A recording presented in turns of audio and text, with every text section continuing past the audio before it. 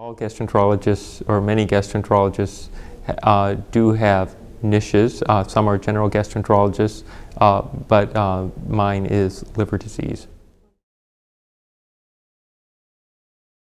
I am the medical director of liver transplantation at Indiana University, and so my interests are in those with end-stage liver disease and those who are undergoing liver transplant for end-stage liver disease, which is the definitive therapy for decompensated liver disease.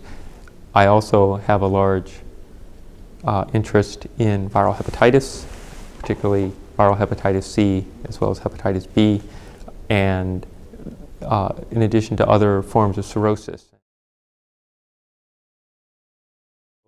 What has happened in the last 2 to 3 years has been a revolution in hepatitis C, where we've managed now to remove our previous backbone interferon, which was an injectable cytokine that was associated with a large number of side effects.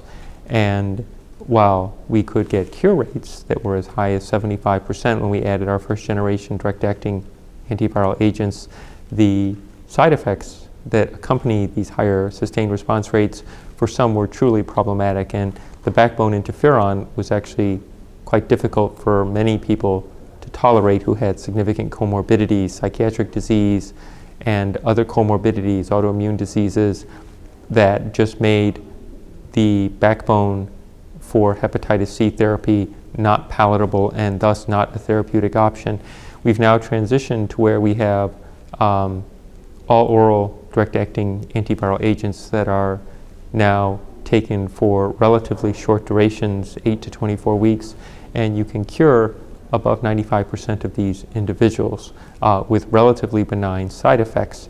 And this has allowed a huge swath of those infected with hepatitis C who were previously not candidates or previously couldn't tolerate our therapies to now have the opportunity to be treated and cured.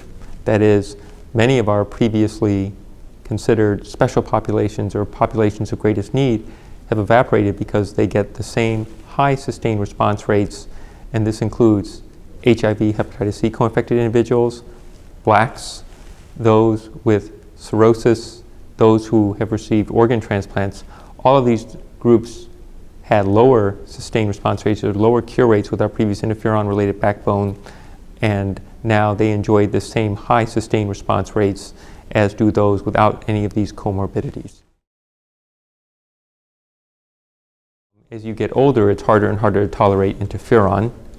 So now these new therapies have essentially no age restrictions. And in fact, what is probably the greatest barrier now to being treated for hepatitis C is getting access to the therapies, be it making sure that patients are appropriately tested and linked to the care they need to be evaluated to see if they need to be treated. And if you have the virus, you generally need to be treated, but also getting the therapies paid for, which has also been an ongoing debate, not only in states, but on a nationwide basis as well. Because all of a sudden now you have therapies that previously could not be tolerated, and thus a large swath of the population of hepatitis C patients were not treated simply because they couldn't tolerate the therapies. That's no longer the case. Therefore now all payers, be it state,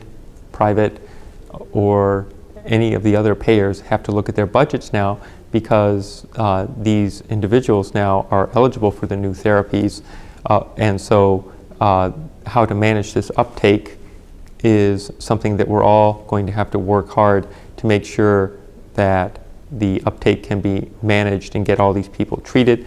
Again, there are very few other diseases out there that you essentially are chronic that you can just cure. That is, you don't cure hypertension, you don't cure diabetes, you cure this chronic infection, and when you cure them, not only does the liver get better, but there's now evolving data that a whole host of other comorbidities likely will also improve as we achieve higher rates of sustained response with minimal side effects.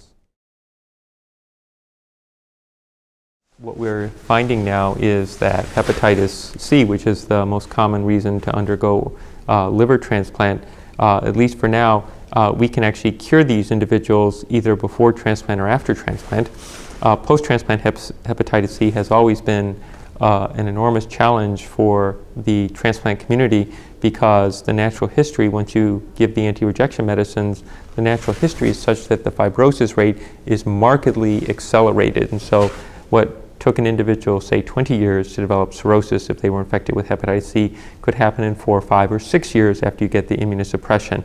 The good news out now is that several studies have shown that the cure rates for these individuals who are transplanted are now above 95%.